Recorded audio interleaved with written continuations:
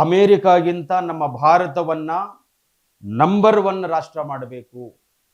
GDPಯಲ್ಲಿ ಭಾರತ ಮುಂದೆ ಇರಬೇಕು.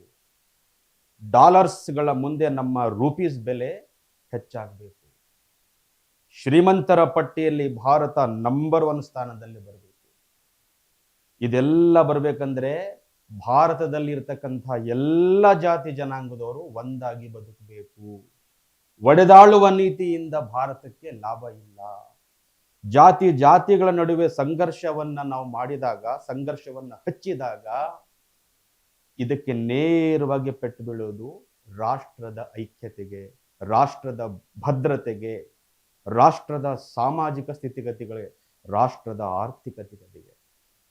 ತಮ್ಮ ವೈಯಕ್ತಿಕ ಲಾಭಕ್ಕೋಸ್ಕರ ಯಾವುದೇ ಒಂದು ರಾಜಕೀಯ ಪಕ್ಷ ತಾನು ಅಧಿಕಾರಕ್ಕೆ ಬರ್ಲಿಕ್ಕೋಸ್ಕರ ಒಂದೊಂದು ರಾಜಕೀಯ ಪಕ್ಷಗಳು ಒಂದೊಂದು ಜನಾಂಗವನ್ನ ಪ್ರೇರೇಪಿಸುವ, ಜನಾಂಗವನ್ನ ಕೆರಳಿಸುವ, ಜನಾಂಗವನ್ನ ಮತ ಬ್ಯಾಂಕ್ ಅನ್ನಾಗಿ ಮಾಡಿಕೊಂಡು ಈ ದೇಶದ ಸ್ವಾಸ್ಥ್ಯವನ್ನ ಹಾಳು ಮಾಡ್ತಾ ಇದೆ. ಇದರಿಂದ ನಮ್ಮ ದೇಶಕ್ಕೆ ಬಹಳ ಕೆಟ್ಟದ್ದು. ನಮಗ್ ಬೇಕಾಗಿರುವುದು ನಾವೆಲ್ಲರೂ ಒಂದು ಅಂತಕ್ಕಂಥ ಸಂಕಲ್ಪ ಇದ್ದಾಗ ಮಾತ್ರ ನಾವು ಭಾರತವನ್ನ ಕಟ್ಟಲಿಕ್ಕೆ ಸಾಧ್ಯ. ಜಾತಿಗಳ ನಡುವೆ ಜಗಳ ಹಚ್ಚುವಂತ ಕೋಮುವಾದಿಗಳಿಂದ ನಮ್ಮ ದೇಶ ಇನ್ನಷ್ಟು ಕೆಳಗೆ ಹೋಗುತ್ತೆ ವಿನಃ ನಮ್ಮ ದೇಶ ಮೇಲ್ ಬರ್ಲಿಕ್ಕೆ ಸಾಧ್ಯ ಇಲ್ಲ.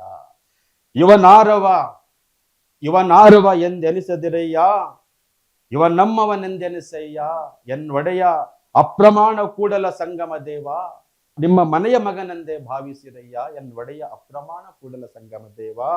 ಅಪ್ಪನೋ ನಮ್ಮ ಮಾದಾರ ಚೆನ್ನಯ್ಯ, ಬಪ್ಪನೋ ಡೋಹಾರ ಕಕ್ಕಯ್ಯ, ಸಮಗಾರ ಹರಳಯ್ಯ, ಅಂಬಿಗರ ಚೌಡಯ್ಯ, ನೂಲಿಯ ಚಂದಯ್ಯ, ಓ ನನ್ನ ಅಣ್ಣಯ್ಯ ಅಂತ ಹೇಳಿ ಬಸವಣ್ಣನವರು ಎಲ್ಲ ದಲಿತರನ್ನ ಕರ್ಕೊಂಡು ಬಂದ್ರು.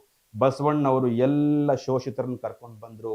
ಬಸವಣ್ಣವರು ಎಲ್ಲ ಧಮನಿರತರನ್ನ, ಧ್ವನಿ ಇಲ್ಲದವರನ್ನ, ಸಾಮಾಜಿಕ ಬಹಿಷ್ಕಾರಕ್ಕೆ ಒಳಗಾದವರು, ಅವರೆಲ್ಲರನ್ನ ಬಸವಣ್ಣವರು ಕರ್ಕೊಂಡು ಬಂದ್ರು. ಬಸವಣ್ಣನವರಿಂದ ಈ ಒಂದು ರಾಷ್ಟ್ರವನ್ನ ಕಟ್ಟಲಿಕ್ಕೆ ಸಾಧ್ಯ ಆಯಿತು. ಈ ಮತೀಯವಾದಿಗಳು, ಕೆಲವು ರಾಜಕೀಯ ಪಕ್ಷಗಳಿಂದ ನಮ್ಮ ದೇಶ ಹಾಳಾಗ್ತಾ ಇದೆ. ಹಾಗಾಗಿ ಕೋಮು ಮತೀಯದಿಂದ ನಮ್ಮ ದೇಶ ಹಾಳಾಗುತ್ತೆ.